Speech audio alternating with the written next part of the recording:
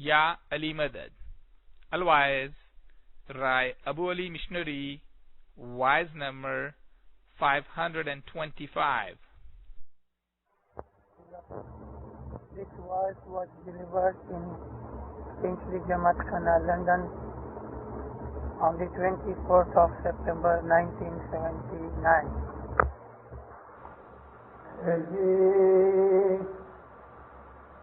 Gurdiva Gur Chandruna Sacha Gur Deepak Dariya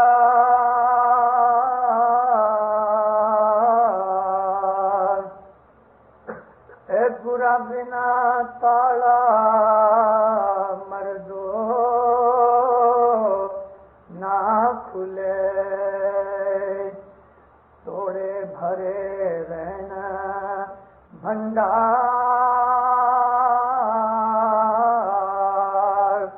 ajana sari tera panth ghana vira mara धरमी तरे जीवड़ा ना डरे शाजी। मौलाना हाजिर इमाम पे सलवात थोड़ा जिंदा रहो। अल्लाह ओके ठीक है। मोमिनो, पंजाबी गिनान है गुरते शमत का बनाया हुआ, लेकिन इतने अच्छे उसके बोल हैं कि मुझे याद आता है मेरे दादा जब ये गिनान बोलते थे तो दोनों पढ़ते थे। 5-6 पाठ हैं इसके, लेकिन इंसान के जीवन की जो सबसे जरूरी और फाउंडेशन की चीज है वो इसके अंदर है, और वो ये है कि गुरु के बगैर कुछ नहीं होता। इंसान का सबसे पहला गुरु उसकी माँ है। बच्चा पैदा होता है तो माँ उसको संभालती है और माँ ही उसको सब सिखाती है, इस तरह बैठो, ऐसा खाओ, या कपड़े पहनो। पहला गुरु इंसान का उसकी माँ है। फिर उसको इल्म सीखने के लिए किसी उस्ताद टीचर के पास स्कूल में भेजते हैं। वो टीचर जितना जानता है उतना सिखाता है। अगर उससे ज्यादा सीखना है तो दूसरे टीचर के पास जाना चाहिए। अगर उस टीचर को भी कोई और कुछ सीखना है तो वो टीचर भी दूसरे बड़े टीचर के पास जाता है, लेकिन गुरु के बगैर कुछ नहीं। इस दुनिया के अंदर दीन की आप अगर अच्छी तरह से समझ लेना चाहते हैं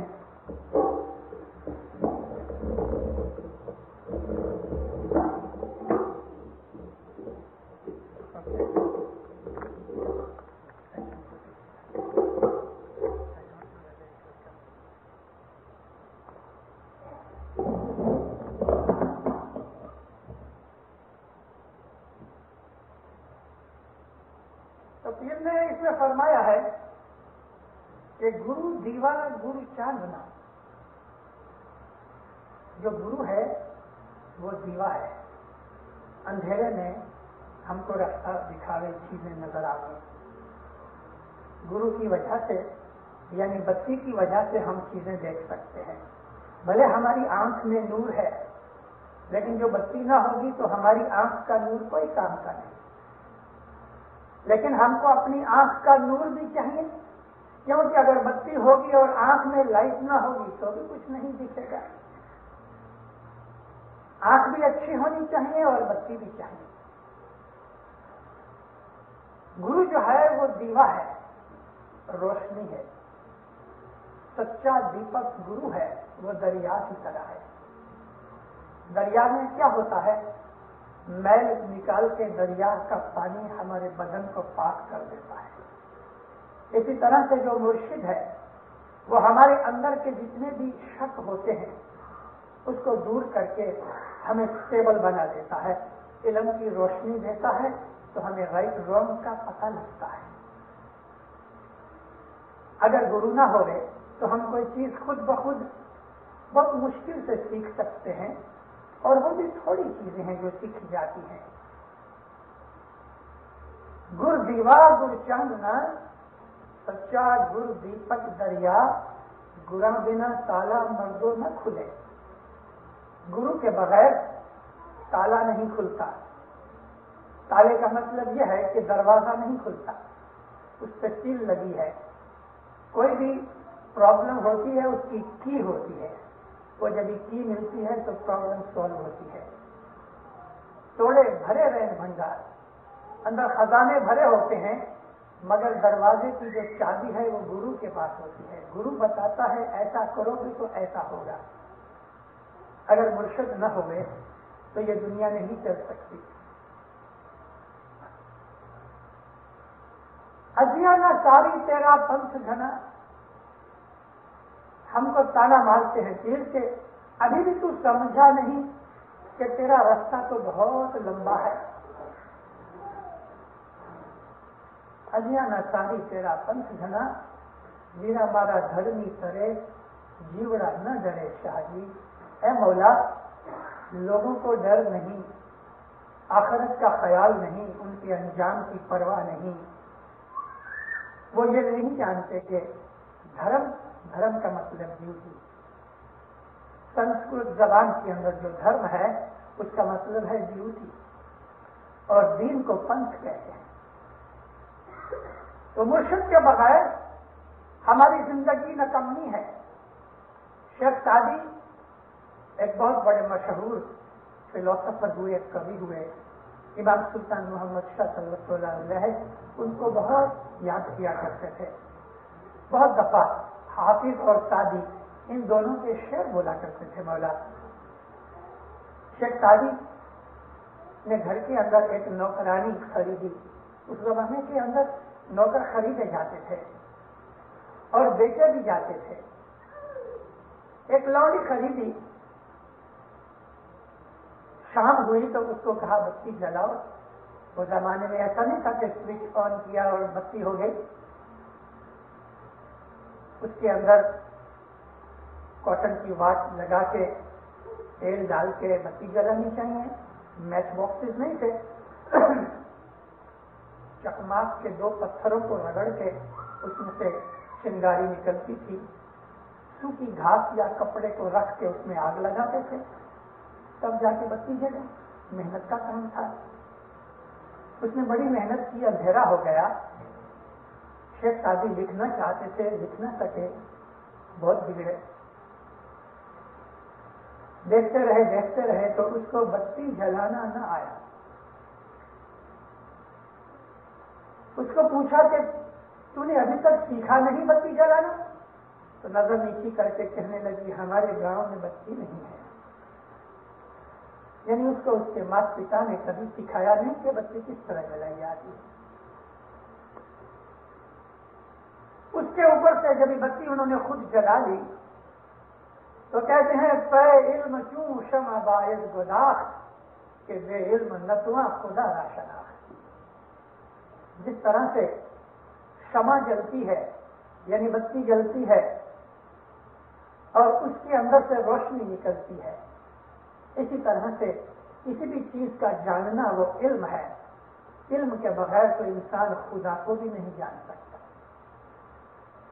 جس طرح شمع جلتی ہے، بتی جلتی ہے اور اس کی روشنی کے اندر ہمیں پتہ لگتا ہے، سب کچھ ہم دیکھ سکتے ہیں، تو خدا کی بھی شناخت بغیر علم کے نہیں ہوتی۔ میں نے آپ کو ذکر کیا کہ ہمیں بتی چاہیے لیکن آنکھ کا نور بھی ساتھ چاہیے۔ اگر بتی ہے مگر دل میں نور نہیں آنکھ کے اندر، تو بھی انسان کچھ نہیں دے سکتا۔ بتی تو خیر مرشد ہوا، جیسا کہ ہم نے گنن کا پاٹ سنا۔ آنکھ کی روشنی ہمارا ایمان ہے، ہم جس کو شناخت کہتے ہیں۔ اگر ہمارے دل میں حضرت امام کی شناخت نہیں تو وہ سچا مرشد ہونے پر بھی ہم کو نظر نہیں آئے گا۔ ہم کو اس کے مرشدی کا، اس کے گرو پن کا، اس کی امامت کا جو نور ہے، ہم کو اس میں سے کچھ نظر نہیں آئے گا۔ اس کے نور میں اگر ہم کو کوئی چیز کا پتہ لگانا ہے تو ہماری آنکھوں کے اندر نور پیدا ہونا چاہیے، اور وہ نور ہمارا ایمان ہے۔ اللہ تعالیٰ نے قرآن شریف میں فرمایا ہے کہ جو اس دنیا کے اندر اندھے ہیں وہ آخرت میں بھی اندھے ہیں۔ کتنی اچھی دلیل دی ہے، وَمَنْ كَانَ فِي هَٰذِهِ أَعْمَىٰ فَهُوَ الْآخِرَةِ أَعْمَىٰ، جو اس دنیا کے اندر اندھے ہیں وہ آخرت میں بھی اندھے ہوئیں گے۔ تو کیا ایک عابد نیک انسان دنیا میں کسی ایکسیڈنٹ سے اندھا ہو جائے تو کیا آخرت میں وہ اندھا ہوگا؟ یہ مطلب نہیں۔ ان آنکھوں کا ذکر اللہ نہیں کر رہا، انتر کی آنکھوں کا ذکر کرتا ہے کہ اس دنیا کے اندر جو اندھے ہوئیں گے، یعنی انہوں نے اللہ کے نور کی شناخت نہیں کی، تو آخرت کے اندر بھی وہ اندھے ہی رہیں گے۔ ظاہر کی آنکھوں کی بات نہیں۔ دنیا میں بہت سے اندھے ہیں، بڑے عالم فاضل ہیں۔ میرا ایک دوست تھا، 4-5 سال پہلے ایجپٹ کے اندر گزر گیا، ڈاکٹر طاہ حسین، ورلڈ فیمس انٹرنیشنل فگر آدمی تھا، وہ اندھا تھا، اور وہ کیرو کی یونیورسٹی کے اندر پروفیسر تھا، پروفیسر آف اسلامک ہسٹری، اندھا آنکھوں سے، جنم سے اندھا، مگر اس نے اپنے اس ہینڈی کیپ کو کس طرح پورا کیا؟ بریل سے علم سیکھا، لوگوں سے سن کے سیکھا، ریکارڈز منگائے، ٹیپیں منگائی، ان میں سے پڑھ پڑھ کے لوگ اس کو سنائے، اور وہ سن کے اپنے علم کو اس نے نبھایا، اور بہت اچھا پروفیسر ہوا۔ اس نے 40 کتابیں لکھوائی۔ دنیا کے اندر جو ظاہر کی آنکھوں کے اندر آدمی ہوتے ہیں، ان میں تو بڑے بڑے عالم فاضل اور بھگت بھی ہوئے، مگر یہاں اللہ جو ذکر کرتا ہے تو وہ اندر کی آنکھوں کا، جو ہمارے انتر کے اندر آنکھیں ہیں، جس کو ہم شناخت کی آنکھ سمجھتے ہیں۔ مولا علی نے فرمایا کہ کوئی گرمی کے کارن سے، بڑھاپے کے کارن سے، کوئی اور وجہ سے ہماری یہ آنکھیں دکھیں، آنکھیں خراب ہو جائیں تو علاج کرنے سے اچھی ہو جاتی ہیں، مگر جب اندر کی آنکھ بگڑ جاتی ہے تو دنیا کی کوئی دوا سے اچھی نہیں ہوتی۔ آنکھیں اندھی علاج کرے تو چنگی ہوے جان، پر جس کا سینہ اندھا علاج نہیں، جو پھر کراوے لقمان۔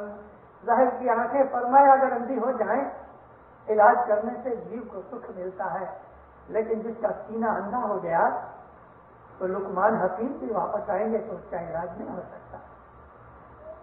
یہ اندر کی آنکھوں کی بات ہے۔ 8 برس کی عمر میں امام سلطان محمد شاہ صلی اللہ علیہ جب امامت کی گدی پہ بیٹھے تو مولا کے اس زمانے کے آپ فرمان پڑھو تو آپ کو عجائبی لگے گی، 8 برس کا لڑکا کیسے فرمان کر رہا ہے۔ امام فرمایا دنیا کے اندر میں علی کا نور ہوں،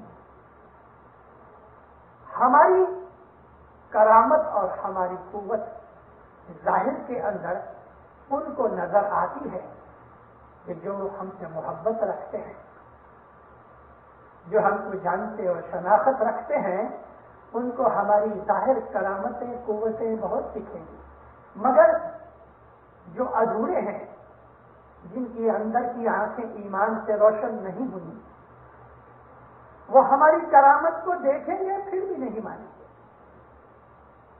کیونکہ ایک اندھے آدمی کے سامنے آپ کوئی لال رنگ کا کپڑا لے کے کہو یہ لال ہے، اس کو کیا پتا کہ لال رنگ کیا ہوتا ہے، اس کی آنکھیں اندھی ہوتی ہیں۔ تو ہمارے اندر اگر ایمان ہے تو اس کی روشنی سے، یعنی ہمارے انتکرن کے اندر، ہمارے ضمیر میں شناخت پیدا ہوتی ہے کہ جب ہم مرشد کو دیکھتے ہیں ہمارے دل کو سکھ سنتوش پیدا ہوتا ہے۔ مولانا حضرت امام صلوات اللہ علیہ ہر زمانے کے اندر اپنے نور کی روشنی دنیا میں پھیلاتے رہے. جو اس کو جانتے ہیں وہ اس کے تمام کرشمے، کرامتیں، معجزے جگہ جگہ دیکھتے ہیں. جو اس کو نہیں جانتے اس کے لیے وہ نہیں جو ہم جانتے ہیں. 1934 میں دسمبر کا مہینہ آل مسلم پارٹی، جتنی بھی ہندوستان کے اندر مسلمانوں کی گروپس تھے، پولیٹیکل پارٹیز تھیں، ان سب نے مل کے ایک کانفرنس بلائی، آل مسلم پارٹی کانفرنس. ساری دنیا کے مسلمان اکٹھے ہوئے. دلی کے عربک کالج کے سامنے بڑے میدان کے اندر شامیانہ باندھا گیا. 29, 30 اور 31 دسمبر کو یہ کانفرنس ہوئی. اس کانفرنس کی جو چیئرمین شپ تھی مولانا سلطان محمد شاہ کو انہوں نے عرض کر کے دی. میں چھوٹا تھا، 15 برس کا. میں اسکاؤٹس میں تھا، اس وقت ڈیوٹی پہ تھا. اس وقت ہندوستان کے جو بڑے بڑے لوگ تھے سب موجود تھے.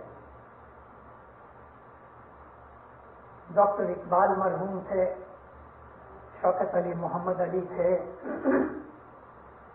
سر ذوالفقار علی تھے، سر سکندر حیات تھے، محسن الملک وہاں تھے، قائد اعظم جینا بھی تھے، حسن بن نظامی جو تھے، حسن نظامی وہ بھی تھے.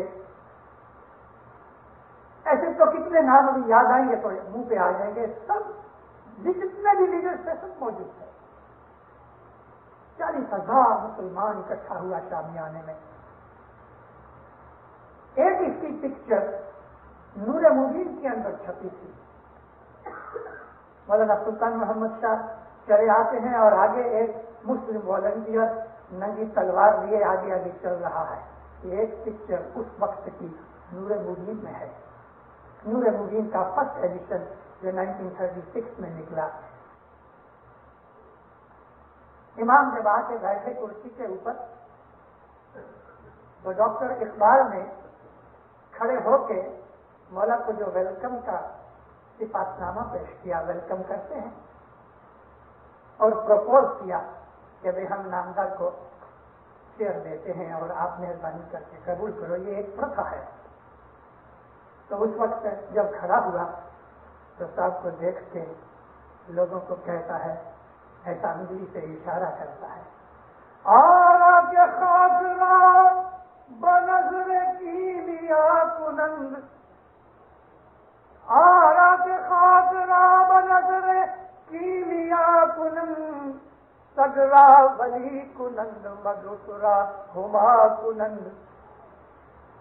جو فارسی سمجھتے ہیں ان کے رنگاتے کھڑے ہو جاتے ہیں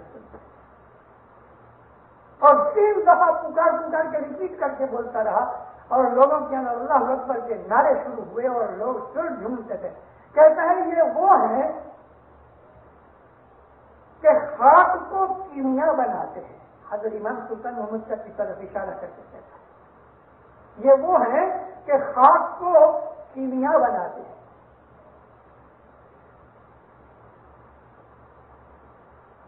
مدس جو ہے مکھی ہے اس کو ہما بناتے ہیں اور کتے کو ولی بنا دیتے ہیں.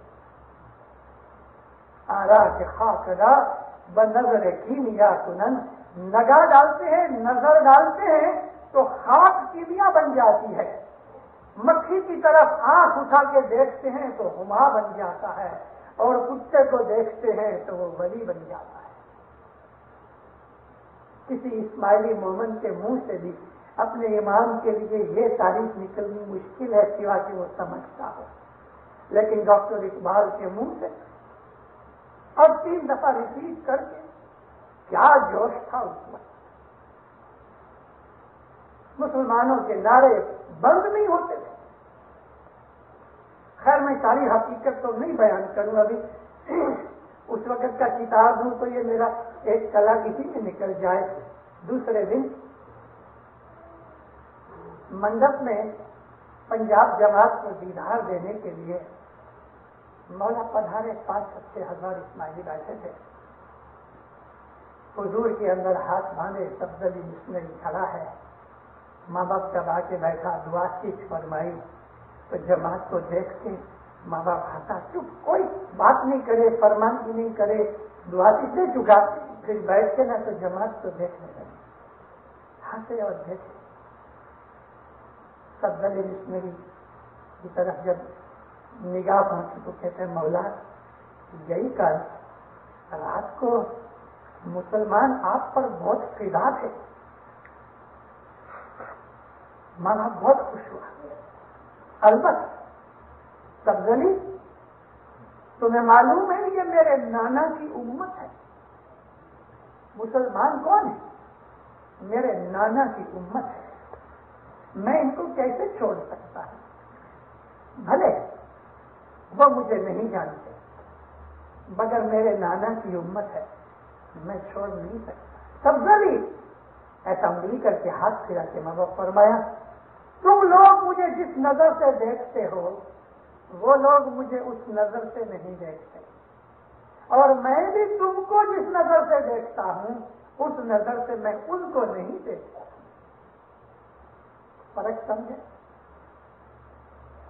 ये जो पुरानी हमारी मजहब की, हमारी जमात की जो हिस्ट्री है, ये जो जूनी चीजें हैं, ये जो मैं आपको कह रहा हूं वो लिखा नहीं गया। अब इंशाल्लाह मैं लिख रहा हूं। उम्र बड़ी हो रही मेरी, कब हमेशा की मुसाफरी पे चला जाऊं मालूम नहीं, मगर ये वो चीजें हैं कि जो जमात को कन्वे करनी चाहिए। मोमिनो, इन चीजों को देख के सुन के हमारा ईमान मजबूत होता है, बड़ा होता है। इमाम फरमाते हैं कि सफदली ये लोग, ये मुसलमान मेरे नाना की उम्मत हैं। जब सलवात पढ़ते हैं, जिसको दुरूद कहते हैं ये लोग, दुरूद का मतलब सलवात। हज़रत इमाम फरमाया ये लोग जब दुरूद पढ़ते हैं तो वो दुरूद मेरे पर आता है, क्योंकि मैं रसूलुल्लाह की आल हूं, मैं इमाम हूं, मगर उनको पता नहीं। मैं उनको छोड़ नहीं सकता क्योंकि मेरे नाना की उम्मत है। लेकिन तुम लोग मुझे जिस नजर से देखते हो वो नहीं देखते। नूर तो है मगर आंखें अंधी हैं। यही मैं कह रहा था ना कि बत्ती हो गए लेकिन आंखें अंधी हो गए तो कुछ नहीं दिखता, और आंखें बहुत अच्छी हैं लेकिन बत्ती नहीं तो भी कुछ नहीं दिखता। ऐसे दुनिया के अंदर बहुत से लोग हैं सूफी मजहब वाले जिनकी अंदर की आंखें बड़ी अच्छी हैं मगर मुर्शिद नहीं। हज़रत इमाम की अभी तक उनको शनाख्त नहीं हुई, उनके ऐसे नसीब नहीं बने कि इमाम उनके नजदीक तक जावे या वो इमाम के नजदीक आ सके। वो नजर चाहिए, और वो नजर आती है जब इमाम की रहमत होती है। हमारे जब आमाल अच्छे हो जाते हैं, हमारा ईमान जब एक खास लेवल पर पहुंच जाता है तो दीनदारों खुदा तो सब कुछ जानता है ना, फिर वो हमारे लिए बंदोबस्त करता है कि हमको उसके नूर की शनाख्त मिले। फरीदुद्दीन अत्तार नाम का एक बड़ा सूफी मनुष्य हुआ, आप मुसलमान भी उसको बहुत जानते हैं। इमाम मुस्तनफिर बिल्लाह अलैहिस्सलाम के जमाने के नजदीक हुआ। ईरान में बड़ा आबिद इंसान था, नेक था, पारसा था। दुनिया के कोई भी मजहब का आदमी जब नेक बनता है, अच्छा बन जाता है, तो खुदा उसके लिए दूसरी हिदायत के लिए बंदोबस्त करता है। एक इस्माइली मिशनरी को, जूनियर मिशनरी को, हमारे एक chief missionary Abdul Malik Attash, उसने इसको भेजा कि जाओ फलाने शहर में फलानी जगह पे एक अत्तार है। अत्तार कहते हैं कि जो गांधी जिस तरह हमको कहते हैं, गुजराती में गांधी कहते हैं ना, جڑی بوٹی بیچے, دوا وغیرہ بیچے, شربت بیچے, یہ عطار, اس کو جا کے رستے پہ لگاؤ, وہ تیار ہو گیا ہے. عبد الملک عطاش حسن بن صبا کا استاد تھا. حسن بن صبا کو اسماعیلی مذہب میں لانے والا, ٹریننگ دینے والا یہ عبد الملک عطاش کا چیف مشنری. اس نے اپنے مشنری اسٹوڈنٹس میں سے ایک کو بھیجا.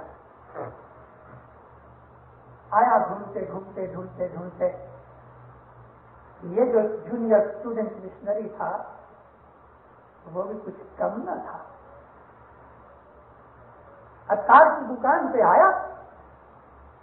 فرید الدین کئی سالوں سے صوفی مذہب کے اوپر چل رہا تھا اور اس کے دل میں جوش تھا. پھل ابھی پکتا ہے تو مالی توڑ لیتا ہے نا, اس کو جھاڑ کے رہنے نہیں دیتا. یہاں توڑ لینے سے مطلب یہ ہے کہ خدا اس کو اپنے نور کی ہدایت دلواتا ہے, اس کو پھر دنیا میں سے ہٹا لیتا ہے.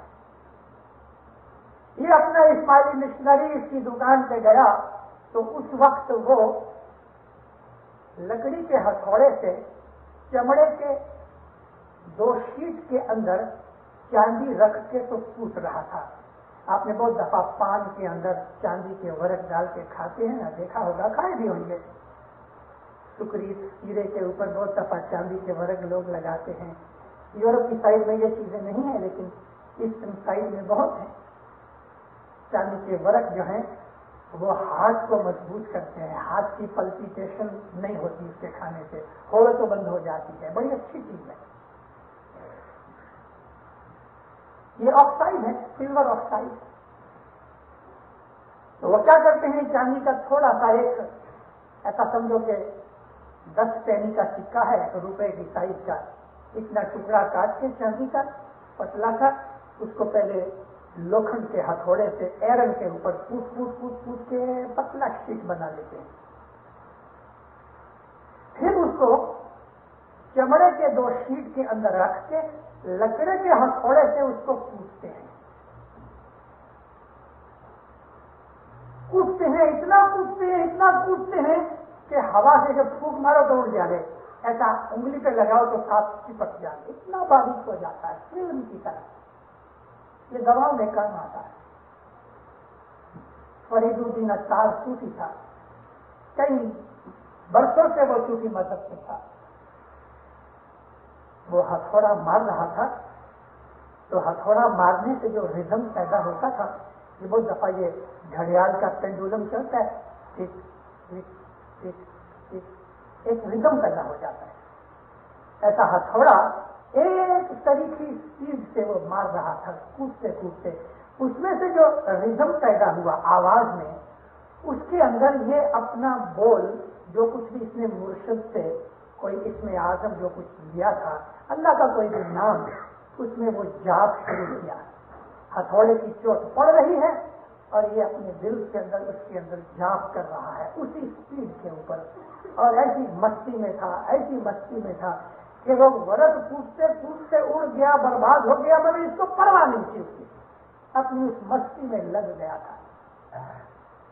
باہر آ کے اس نے بہت پکار کی, ہمارے اسماعیلی مشنری نے بہت پکار کی, مگر وہ سنتا ہی نہیں, کیونکہ وہ دنیاوی حالت میں تھا ہی نہیں. وہ تو اپنی اس ذکر کی مستی کے اندر تھوڑا مار رہا تھا, اس کے رزم کے اندر وہ چاندی انت قبل مر جاؤ, تمہاری موت آوے اس کے پہلے خود اپنی مرضی سے مرو. یہ سب آیتیں قرآن میں ہیں, مگر اس کے اندر کے جو بھید اور فلسفی ہے وہ اسماعیلیوں کے سوا کوئی نہیں جانتا. موتو انت قبل موتو, تمہاری موت آوے اس کے پہلے تم مرو, یعنی مرنا سیکھو. اس آیت کے اوپر پیروں نے ایک جنان کا پاک بولا. ستگور کہہ رہے جھوٹا مرنا تو سب جگ مرے, پر سچا نہ مرے کوئی. مدینہ میں یہ مرے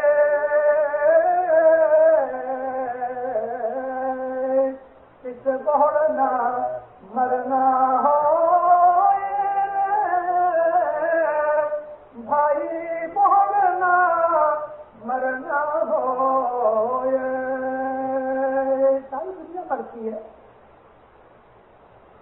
مرضی نہیں ہوتی تو بھی مرتی ہے، اور سچ بات تو یہ ہے کہ کسی کی مرضی نہیں ہوتی مرنے کی، مگر مرتے یہ جھوٹا مرنا ہے۔ ستگرو کہہ رہے جھوٹا مرنا تو سب کچھ مرے گی، جو موت آتی ہے کہ بھئی ہاتھ بند ہو گیا اٹھا کے دفن کر رہا ہے، یہ تو جھوٹا مرنا ہے۔ سچا مرنا سیکھو، سچا نہ مرے کوئی۔ ابھی سچا مرنا کون سا ہے کہ گرو کے گنان سے مرا جائے۔ مرنے کا ایک اور مطلب بھی ہے، ہم کسی کو بہت پیار کریں نا تو کہتے ہیں میں تیرے سے مرتا ہوں، تو اس کا مطلب یہ ہے کہ تو مجھ کو میری جان سے زیادہ پیارا ہے۔ تو مرشد کے سامنے بھی ہمارا یہی مرنا ہے کہ ہم مولا کو اتنا چاہتے ہیں کہ ہم اس سے مرتے ہیں، مطلب کہ ہم اپنی جان دینے کو تیار ہیں اس کو راضی کرنے کے لیے، یہ سچا مرنا ہے۔ اس کے منہ سے جب نکلا کہ میں ادھر مر جاؤں گا تو ہتھوڑا چھوڑ دیا، آ گیا باہر، ہنس کے کہتا ہے سچ مچ تم مر جاؤ گے؟ ابھی تو چیلنج ہو گیا، کہتا ہاں مر جاؤ گا، تو بس میں کچھ نہیں دیتا، مجھے مر کے بتا، تو واپس اندر چلا گیا۔ اس نے سوچا اب کیا کروں، منہ سے ایک چیز نکل گئی، چادر جو کندھے پہ تھی وہ چادر اٹھائی، زمین کے اوپر رستے میں سو گیا، چادر اوڑھ لی۔ فرید الدین اتار اندر گیا اور اس کو دیکھتا رہا کہ چادر اوڑھ کے سو گیا۔ اس نے پھر ہتھوڑا اٹھایا، پوچھنا شروع کیا مگر دل نہ لگا۔ جب بہت دیر ہو گئی تو آواز دی اچھا بابا اٹھو، یہ ایک پیسہ لو، جاؤ کچھ کھا پی لو۔ وہ اٹھا نہیں، زور سے پکارا، 2-3 دفعہ پکارا، باہر اٹھ کے آیا، کہتا اچھا جاؤ اٹھو تم کو کھانا کھلاتے ہیں۔ تو نہیں اٹھا، لوگ جمع ہو گئے، نیچے آ کے چادر اٹھائی، کہتا اٹھو، کیا اٹھے؟ وہ مر چکا تھا۔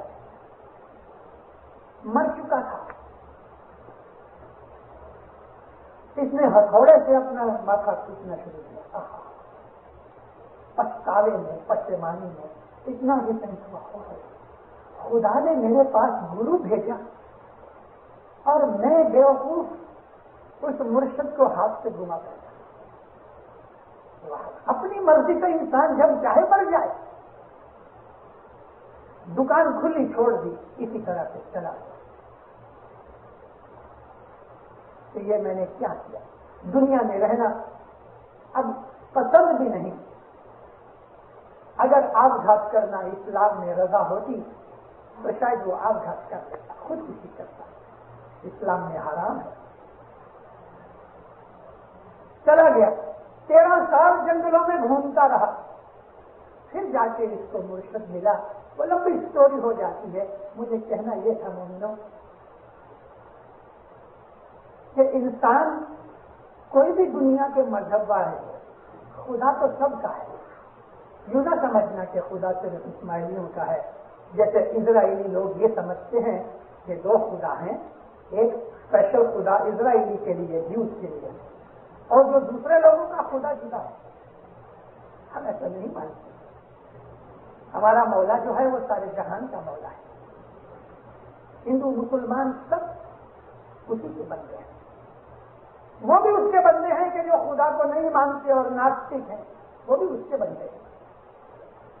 تو دنیا کے کوئی بھی مذہب والا جب کوئی آدمی عبادت بندگی سے اپنے مذہب کے حساب سے جب وہ نیک بن جاتا ہے، اس کی زندگی پاک صاف ہو جاتی ہے، وہ اس لیول کے اوپر آ جاتا ہے، تو پھر مولا اس کو کسی آدمی کی معرفت سے اپنی شناخت دیتا ہے، اس کو کھینچ لیتا۔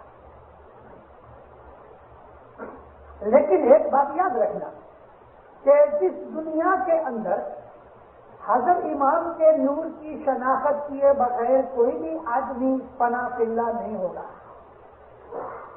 اصل میں واصل کوئی نہیں ہوئے گا جب تک کہ اس کو جومے کے امام کا جو نور ہے اس کی شناخت نہیں ہوگی. وہ شناخت ان آنکھوں سے نہیں ہوتی، اندر کی آنکھ سے ہوتی.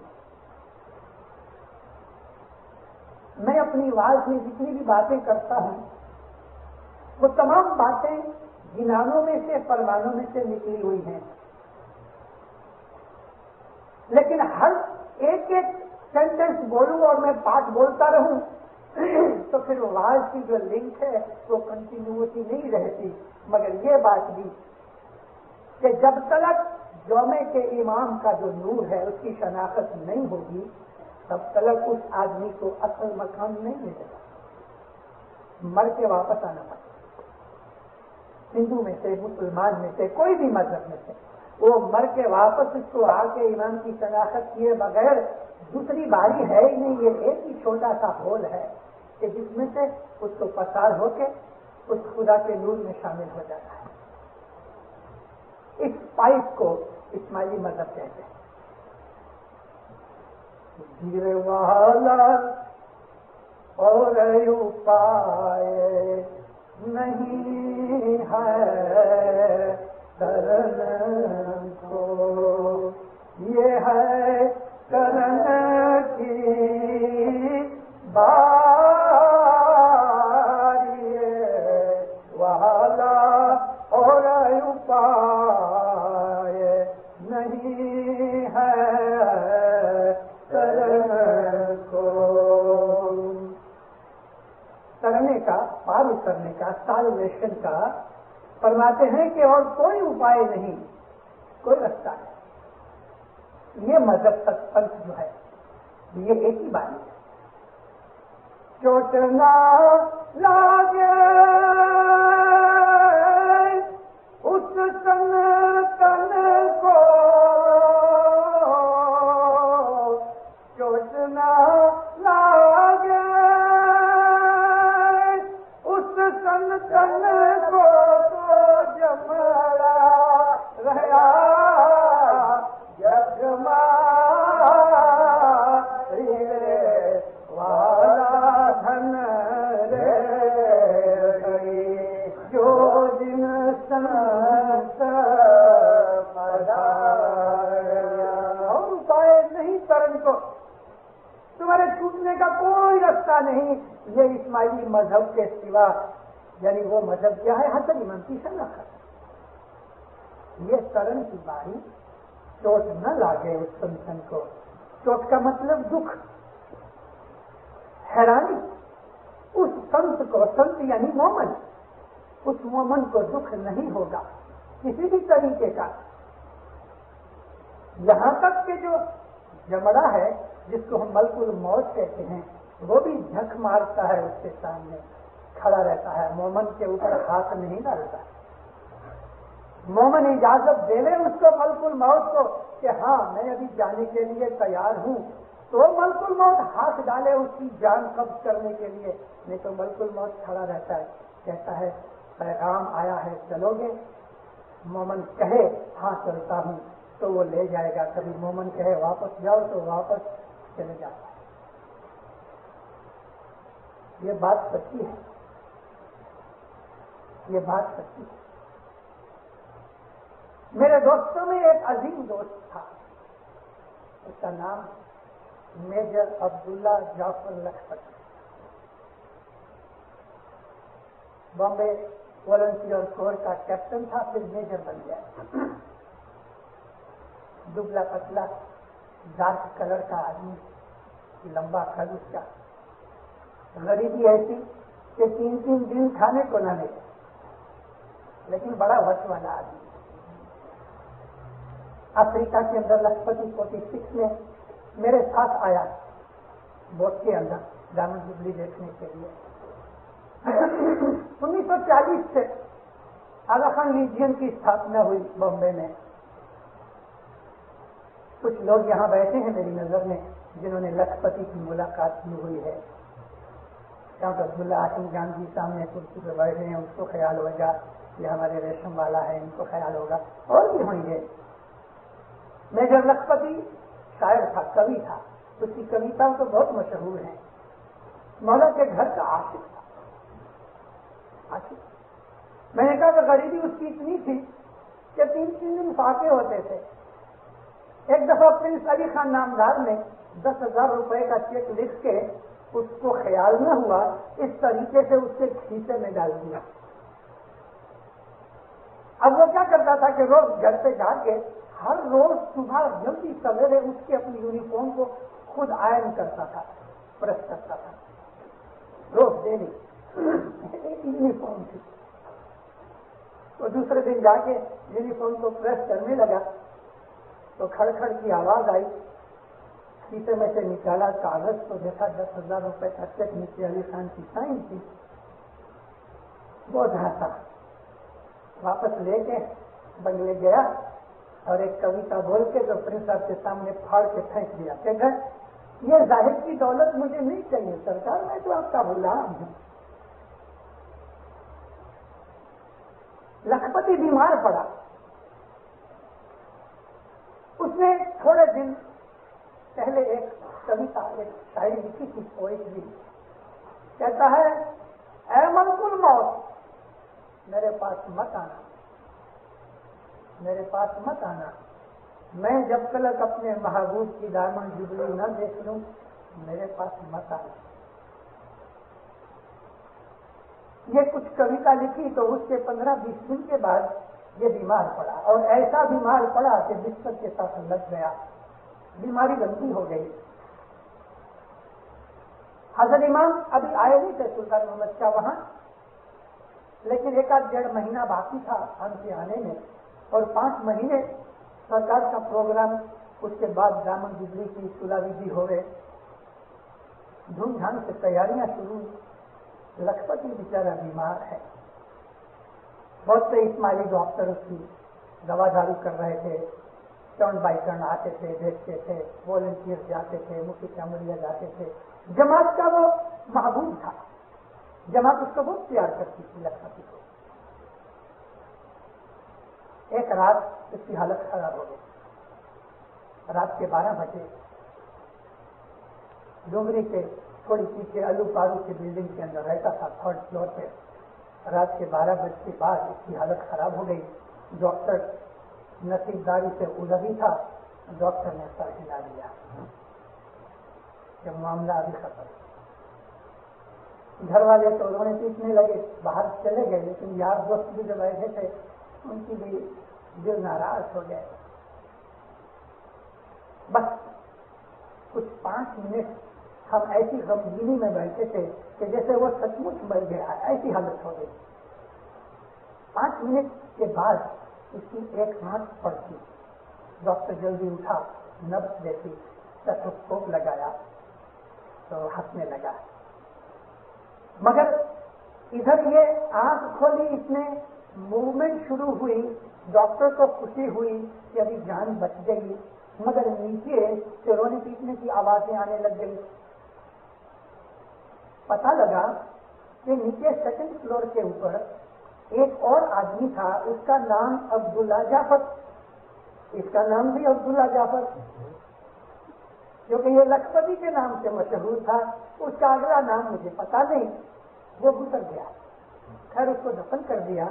لکھپتی اچھا ہوا، طاقت ابھی تک مجھے آئی نہیں۔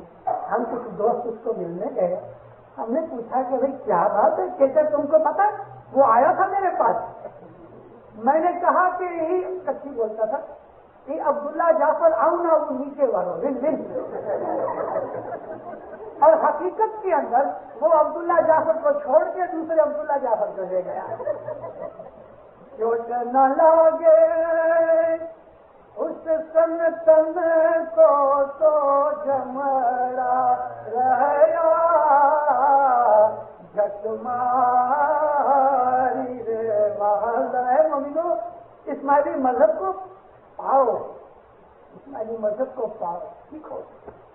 اسماعیلی مذہب یہ نہیں ہاتھ میں تسبیح لے کے اور ہم سجدہ کریں اور 3 وقت کی دعا پڑھ دی، جماعت کھانے میں آئے، دعا تسبیح نکالی اور جھوڑا کھایا، گھر چلے گئے، بس آپ سمجھتے ہیں اسماعیلی مذہب آیا؟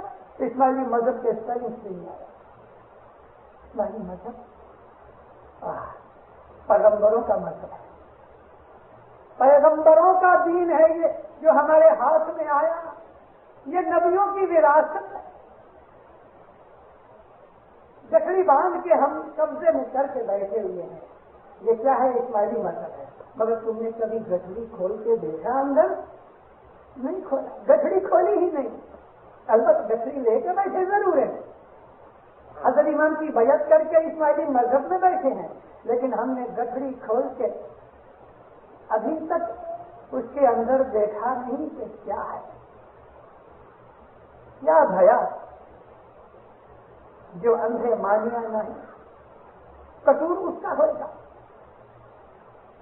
فرید الدین عطار 13 سال اس کے بعد گھومتا رہا یہ جاننے کے لیے کہ انسان اپنی مرضی سے خود کیسے مر جائے۔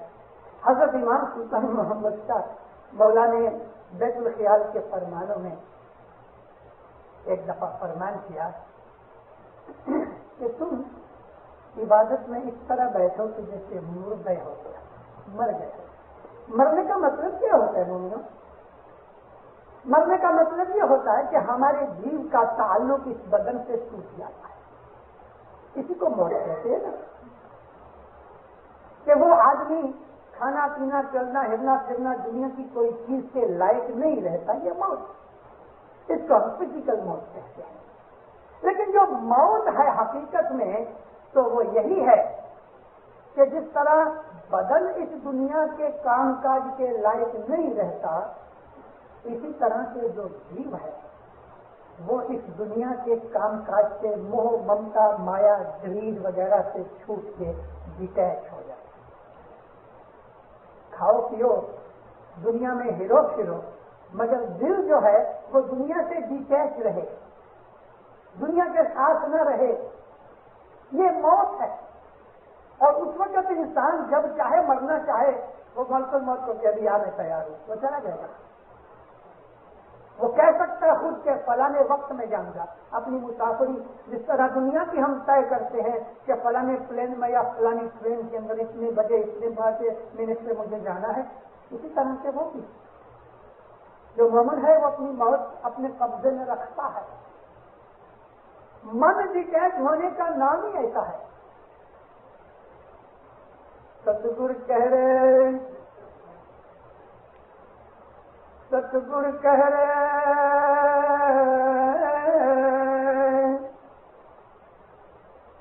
اے جس گھٹ ایمان پر گھٹیاں،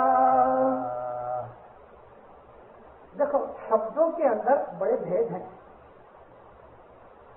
میں اپنی وعظوں کے اندر بہت دفعہ جنانوں کی ٹیچنگ اسی لیے کرتا ہوں کہ ایک تو جنان داخلہ روپے سمجھ میں آ جائے تو دوسرے جنانوں کا پتہ لگے۔ جس گھٹ ایمان پر گھٹیا، مطلب کہ ایمان ہے تو صحیح مگر ظاہر نہیں ہوا۔ جیسے یہ بتی ہے اس میں کرنٹ ہے، سوئچ آن کرو تو جلے نا، یا ایک بتی ہے تیل ہے واٹ ہے سب کچھ ہے، لیکن دیا سلائی سے اس کو جلایا نہیں، جلنے کی طاقت ہے۔ تو ہمارے دلوں کے اندر ایمان ہے مگر ایمان پرگٹ نہیں ہوا، لائٹ اپ نہیں ہوا۔ ستگور کہہ رہے جس گھٹ ایمان پرگٹیا، جس غفلت ہو گئے دور، سیاہ اندھارا کیا کرے دیا ستگور کے نور، بھائی ستگور کے نور۔ ایمان ہے ہمارے اندر، ظاہر نہیں ہوا، ایمان میں روشنی پیدا نہیں ہوئی، اس لیے اندھیرا دور نہیں ہوا۔ ایمان بھی ہے اندھیرا بھی ہے، دونوں چیزیں ہیں. اب جو ہم ایمان کو جلا کے روشن کریں تو اندھیرا دور ہو جائے. جس گھٹ ایمان پورا گھٹ گیا. جب ایمان جلتا ہے اس کی روشنی میں غفلت دور ہو جاتی ہے. یعنی مطلب یہ ہے کہ اندھیرا کاہے کا ہے؟ غفلت کا نام ہی اندھیرا ہے. Ignorance itself is darkness. غفلت ہی اندھیرا ہے. جب غفلت دور ہو گئی تب ہم کو پتہ لگا یہ تو ایمان ہے, یہ تو اللہ ہے, اس کے سوا اور کوئی نہیں. صوفیوں کے اندر 3 اسٹیپس ہیں. شریعت کو چھوڑ کے تو وہ طریقت میں آ جاتے ہیں. تو جب صوفی طریقت میں آتے ہیں تو یہ دوسرا اسٹیپ ہے مسلمانوں کی نظر سے, مگر صوفیوں کی نظر میں یہ پہلا اسٹیپ ہے طریقت. مرشد کو قبول کر کے مرشد کی تابعداری کرنا یہ طریقت ہے. جب مرشد کے فرمان پہ عمل کرتا ہے تو اس کو کہتے ہیں کہ وہ مرشد کے اندر فنا ہو گیا.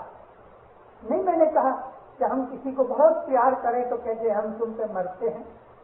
مطلب یہ ہے کہ تیرے سوا ہم کسی کو مانتے ہی نہیں, ہماری جان سے بھی زیادہ عزیز ہو.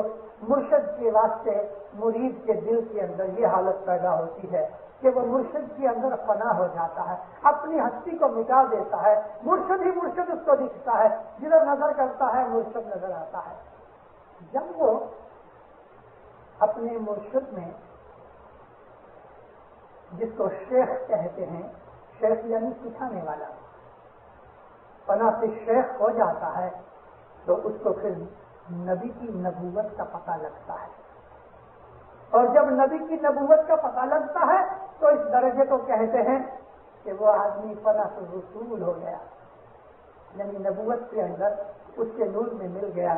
اور جب وہ اس میں ہوا تب اس کو پھر چوتھا درجہ ملتا ہے اور وہ ہے فنا فی اللہ کا.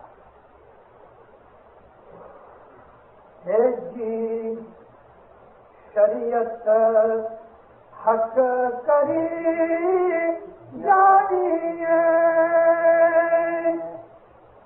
تو ترک طریقت پائے. شریعت کو سچا سمجھ کے تو تم کو فوراً طریقت کی سمجھ آئے گی. حقیقت دل ماہ نقشی تو ہمارے پس مل جائے. حقیقت اپنے دل کے اندر نقش لو, یعنی انتر میں باطن میں عبادت کرو تو تم کو معرفت مل جائے گی. ہمارے دل کے اندر ایمان کی جوت ظاہر ہونی چاہیے. اور پھر جس آدمی کے دل میں ایمان ظاہر ہو جاتا ہے تو پھر کہتے ہیں اس کی کیسی حالت ہوتی ہے. جیسے میں نے کہا کہ موت یہ ہے کہ دنیا سے ہمارا تعلق ٹوٹ جائے, بدن کو ہم پھر کوئی کام کا نہیں سمجھتے پھینکاتے. یہی حالت جیون میں زندگی کے اندر رہ کے ہو سکتی ہے. ستگور کہہ رہے جن کلیجے بان لاگو نہتنو. محبت میں تیر ہوتا ہے. کیوپڈ کو اندھا بنایا ہے اور ہاتھ میں تیر کمان رکھی ہے. محبت اندھی ہے. تو فرماتے ہیں کہ جس آدمی کے کلیجے میں محبت کا تیر لگ گیا اس غفلت ہو دور, اس کی غفلت دور ہو جائے. اے ستگور کہہ رہے جن کلیجے بان لاجو نہتنو اس غفلت درشٹی اور چم جائے. ستگور کہہ رہے جن کلیجے بان لاجو نہتنو تینی درشٹی اور چم جائے. تینوں پنڈ پھرے مرت لوک ماں تینی سرتی آکاش